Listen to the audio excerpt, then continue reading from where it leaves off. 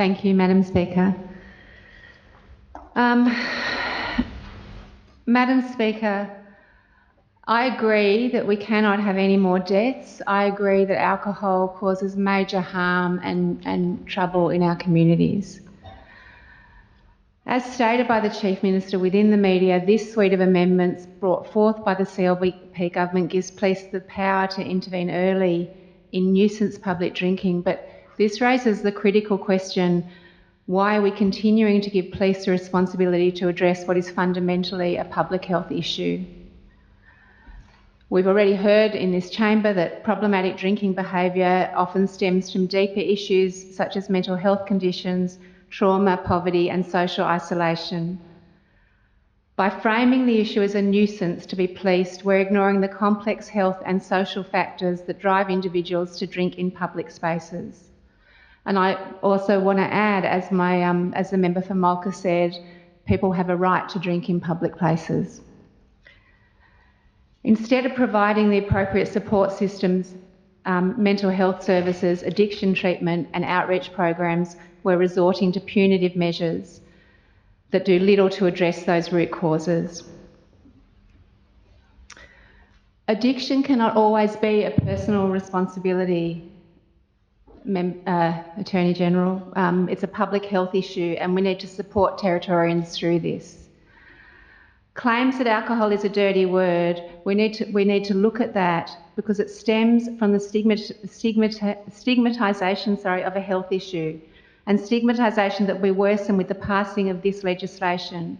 Stigmatisation that we, as members of this Assembly, have let get out of hand because we cannot acknowledge the root causes of this issue.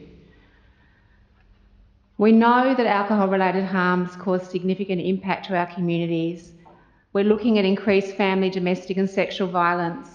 More than 200 community leaders, as we heard from the Leader of the Opposition, and health professionals have urged the Chief Minister to consider how proposed alcohol legislation by the CLP will increase this violence. I want to highlight that the Chief Minister has not yet responded to this open letter.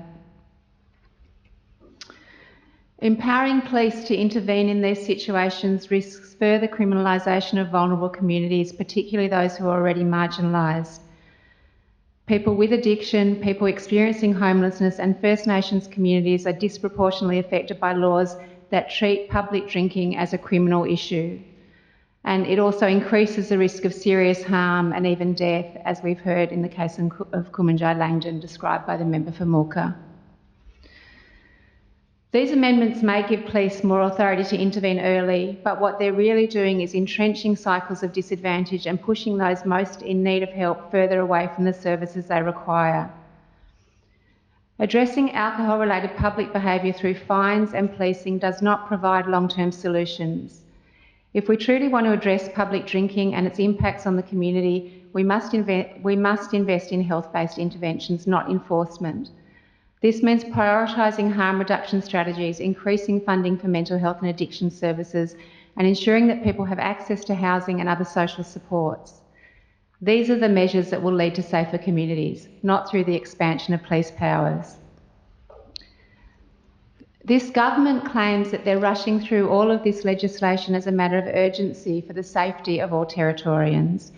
But how is safety prioritised when this government could not bother with the necessary evaluation and consultation that actually safeguards our communities?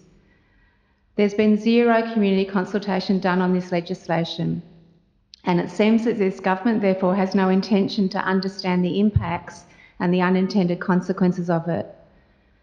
In the week that I have had to go through this legislation, I've made the time to consult with community experts and people in my electorate. And I've made the time for this because I care about how the decisions we make in this chamber will affect everyone outside it. I will be proposing some amendments later to this bill and I'll talk to them when we come to that. Thank you, Madam Speaker.